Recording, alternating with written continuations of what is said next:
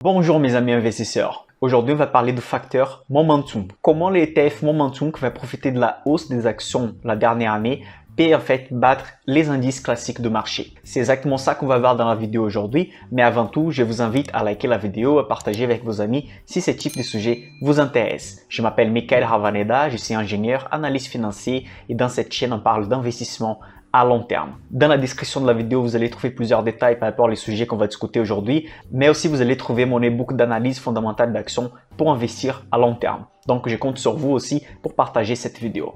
Maintenant, on attaque les sujets. Avant que je montre cet ETF, cette philosophie qui arrive à battre les principaux indices de marché, il faut que je montre la théorie arrière cet ETF.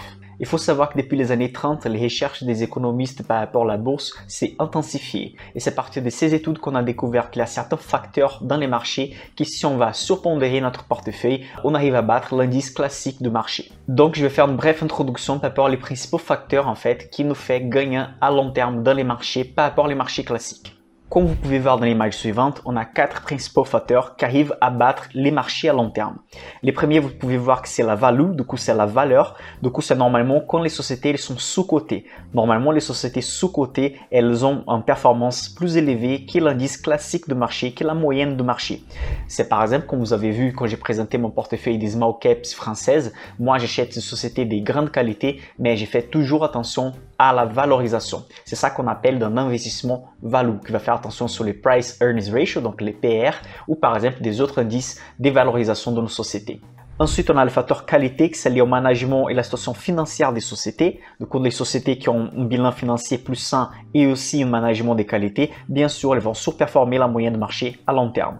Le troisième point, c'est les momentum. Les sociétés qui en fait ont la tendance de hausse la dernière année ou les 2 dernières années, elles ont la tendance de continuer à progresser les prochaines années. Et c'est là exactement ces sujets qu'on va discuter aujourd'hui. Aujourd'hui, je vais vous présenter en fait l'ETF momentum. Et le dernier facteur qui arrive à battre les marchés à long terme, c'est le facteur taille. Donc, les petites capitalisations, comme j'ai déjà montré dans une vidéo précédente, elles arrivent à battre les marchés en moyenne 2% par an à long terme. À court terme, on ne peut pas faire les comparatifs parce que les big caps, les grandes capitalisations arrivent à surperformer certaines années les petites capitalisations.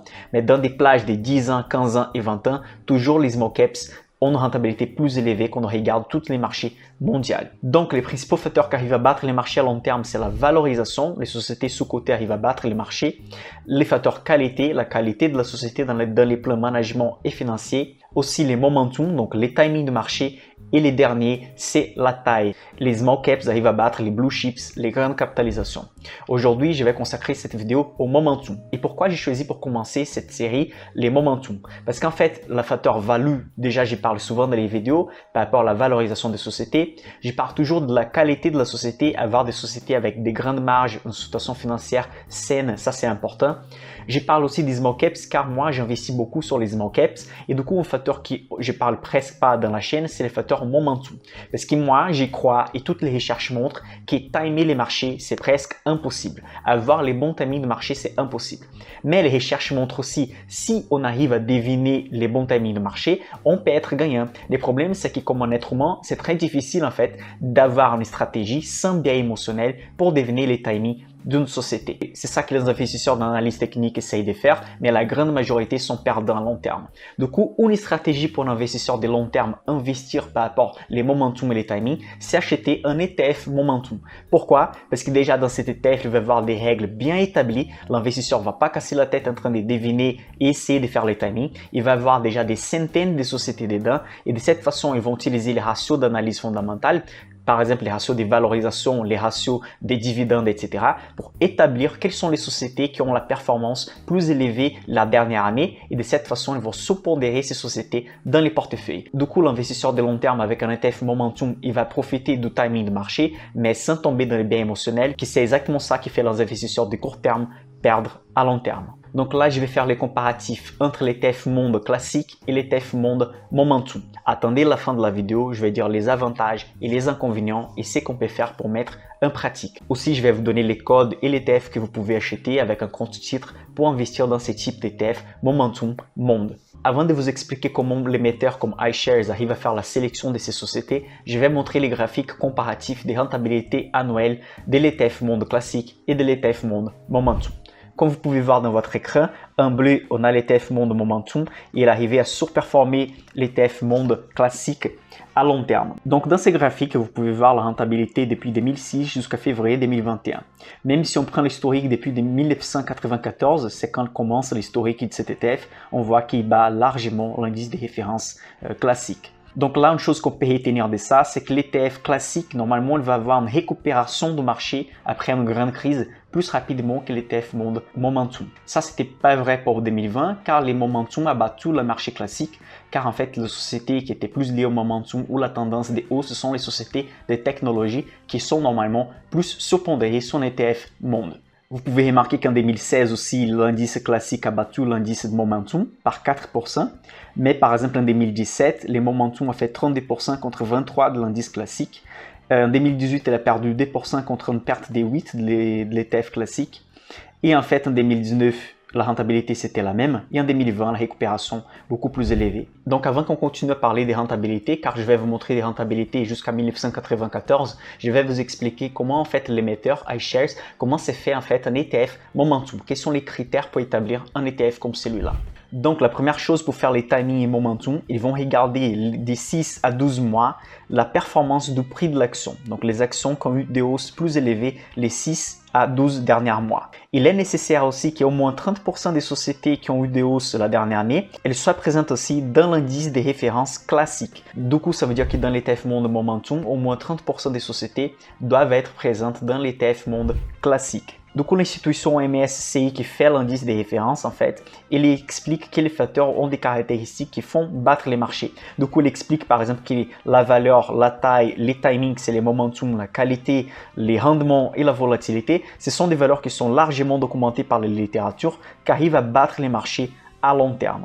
Du coup, ils vont utiliser des ratios fondamentaux en fait pour établir les stratégies qu'ils vont utiliser dans les facteurs. Par exemple, ils peuvent utiliser les book to price, c'est les prix par rapport aux actifs de la société. Ils peuvent utiliser en fait les rendements, ils peuvent utiliser les leverage, les niveaux des dettes, la qualité, les bêta. Plusieurs ratios de l'analyse fondamentale, ils vont utiliser en fait pour établir une règle pour dire si la société elle va être momentum ou pas dans les cas qu'on étudie ici maintenant. Donc une fois qu'on a vu les règles, maintenant je vais vous montrer le comparatif sectoriel et géographique entre l'ETF Monde classique et l'ETF Monde Momentum. Donc dans l'image suivante, vous allez voir à gauche l'ETF Monde Momentum et à droite l'ETF Monde classique. Vous pouvez voir déjà que sur l'ETF Monde classique à droite, les États-Unis pèsent 66%. Par contre, dans les Momentum, les États-Unis vont peser 77%.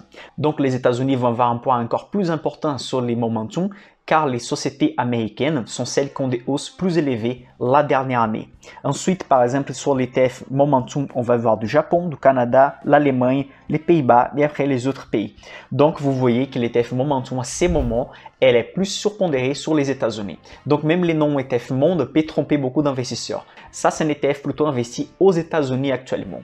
Bien sûr, comme l'ETF va changer les actions au fur et à mesure des années, si les marchés asiatiques ou européens vont avoir des sociétés en hausse plus qu'il est dans les marchés américains, bien sûr que l'ETF va changer toute seule et du coup, elle va commencer à surpondérer les sociétés européennes et va diminuer les poids des États-Unis dedans. C'est ça que c'est bien aussi sur les ETF, car les rééquilibres de l'ETF va se faire de manière toute seule, sans les biais émotionnels des investisseurs. Également, si on va faire les comparatifs sectoriels, dans l'image suivante, vous voyez que la technologie va peser beaucoup plus parce que justement en ces moments, après la crise de Covid, la technologie, c'est le secteur privilégié par les investisseurs. Donc la hausse du marché des technologies fait que ces secteurs de l'économie pèsent plus dans l'ETF Momentum par rapport à l'ETF Monde classique. Donc déjà sur l'ETF Monde classique, les secteurs de technologie, c'est celui qui a plus de poids avec 21%. Dans l'ETF Momentum, il va peser carrément 35%. Maintenant, on va voir les top 10 sociétés présentes dans chaque type d'ETF, les Momentum et les mondes classiques. Là, vous pouvez voir à gauche qui est Tesla, Microsoft, Apple, Amazon. On a plutôt les mêmes sociétés dans les deux top 10. Sauf que pour ETF Momentum, on va avoir plus de poids sur les top 10 des sociétés. Les top 10 des sociétés va peser presque 36%. Et dans les mondes classiques, les top 10 va peser entre 16 et 17%. C'est là aussi qu'on voit la différence par rapport aux ETF. Les ETF Momentum, toujours, il va être plus concentré sur les principales sociétés qui sont en hausse. Et à ces moments, les principales sociétés en hausse sont celles liées à la technologie qui sont présentes aussi dans les S&P 500 et dans les Nasdaq. Cet ETF Monde Momentum, actuellement, il est plus proche de Nasdaq que d'un SP500 ou de l'ETF Monde Classique. Mais comme j'avais dit, il est dynamique, ça peut changer au fur et à mesure des années. Maintenant, je vais vous montrer les fondamentaux derrière cet ETF. Quel est le comparatif entre l'ETF classique et les momentum, quand on va regarder aussi la rentabilité et aussi la volatilité. Donc dans l'image suivante, vous pouvez voir dans la première ligne et la deuxième ligne, il va comparer l'ETF Momentum avec l'ETF Monde dans des plages de 5 ans, 10 ans, 3 ans et aussi depuis 1994. Vous voyez que l'ETF Momentum il a une rentabilité de 11,63% par an en moyenne depuis 1994 contre 8,15% de l'ETF Monde Classique qui c'est déjà une excellente rentabilité à long terme. Juste pour vous donner un ordre de grandeur, si vous avez une rentabilité de 7% par an pendant 10 ans, vous arrivez à doubler l'argent investi dans la première année. Donc si vous investissez 10 000 € aujourd'hui et dans 10 ans vous avez une moyenne de 7% par an, vous allez arriver à faire 20 000 €. Donc là, avec 8%, on va avoir plus que ça et 11% carrément avec l'intérêt composé, on va avoir une bonne rentabilité. Du coup, il arrive à battre les marchés du monde classique d'environ 3%. Là, je compare l'ETF Momentum Monde avec l'ETF Momentum Monde Classique. Si vous comparez l'ETF, par exemple, MSCI États-Unis et MSCI États-Unis Momentum, vous allez trouver la même différence. Toujours entre 3 et 4% des rentabilités annualisées supérieures pour l'ETF Momentum par rapport aux ETF classiques. À droite, vous pouvez voir les fondamentaux de chaque indice de référence. Pour les momentum, les dividendes versés sont moins élevés. Bien sûr, les prix d'une action est inversement proportionnel au rendement. Du coup, plus les cours de l'action montent, moins élevés, ça va être les rendements de la société. Et aussi, à ces moments, les sociétés qui sont en haut, ce sont des sociétés de technologie. Donc, normalement, les sociétés de technologie ne vont pas verser énormément de dividendes. Aussi, si on regarde les PER, c'est les Price Earnings Ratio, c'est la deuxième colonne à droite, vous allez voir que la valorisation des sociétés dans les momentum, c'est de 43 contre 28 des sociétés du monde entier. Donc, toujours cet indice va être un indice des croissances, des momentum et du coup, la valorisation va être très élevée. C'est pour ça que je ne conseille pas d'avoir que des sociétés de croissance ou un ETF croissance pour tous les portefeuilles. Il faut avoir l'équilibre aussi entre les stratégies. Par contre, une chose intéressante qu'on peut remarquer, c'est la ligne du bas, la volatilité. La volatilité des ETF Momentum par rapport à l'ETF Monde Classique, c'est environ la même chose, mais à long terme, dans le placement de 10 ans, on peut voir que la volatilité de l'ETF Momentum, c'est de 12% contre 13% de celle de l'ETF Monde Classique. Donc, en fait, les 10 dernières années, la volatilité du Momentum, c'était moins élevée que l'ETF Classique. Ça veut dire en fait que ça va bouger moins à long terme. Dans quelques instants, je vais parler des avantages et des inconvénients. Mais d'abord, je vais présenter un ETF que vous pouvez acheter si vous êtes intéressé par rapport à un ETF Momentum. Avant tout ça, n'oubliez pas de liker la vidéo, n'oubliez pas de partager avec vos amis car ça va aider beaucoup la chaîne à progresser à long terme. C'est l'ETF IWMO comme vous pouvez voir maintenant. Une part coûte environ 60 € actuellement. C'est un ETF de type physique, elle ne va pas distribuer des dividendes et les frais annuels c'est des 0,30% par an, c'est que c'est bien acceptable à long terme. Là, je vais parler maintenant de quelques avantages et inconvénients de ce type d'ETF et de ce type de stratégie. Donc, vous avez vu que les sociétés qui ont la tendance de croissance, normalement, vont continuer à avoir les tendances de croissance les prochaines années. C'est pour ça qu'un ETF Momentum a la tendance de performer mieux qu'un ETF classique.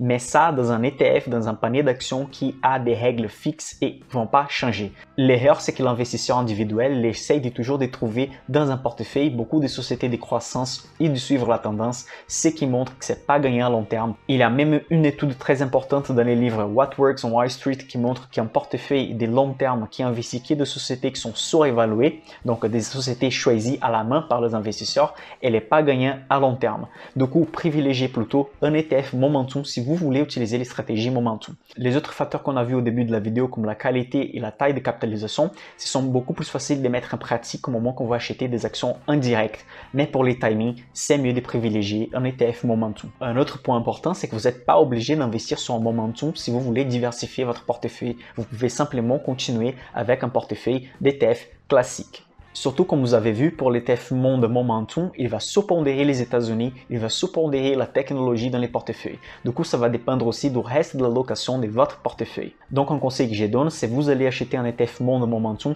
il faut avoir des autres ETF complémentaires à côté, comme par exemple un ETF qui va investir sur les small caps européennes ou un ETF qui va investir sur l'Asie, pays émergents. Comme ça, vous allez avoir en fait les globes entiers. Parce que l'ETF Monde Momentum, il n'est pas un ETF mondial à ce moment. Il est très sous-pondéré sur les États-Unis. Aussi, il est important d'avoir une décorrélation entre les actifs de votre portefeuille. Du coup, avoir qu'un ETF Monde Momentum sous-pondéré sur les États-Unis, ça ne semble pas une bonne idée à très long terme.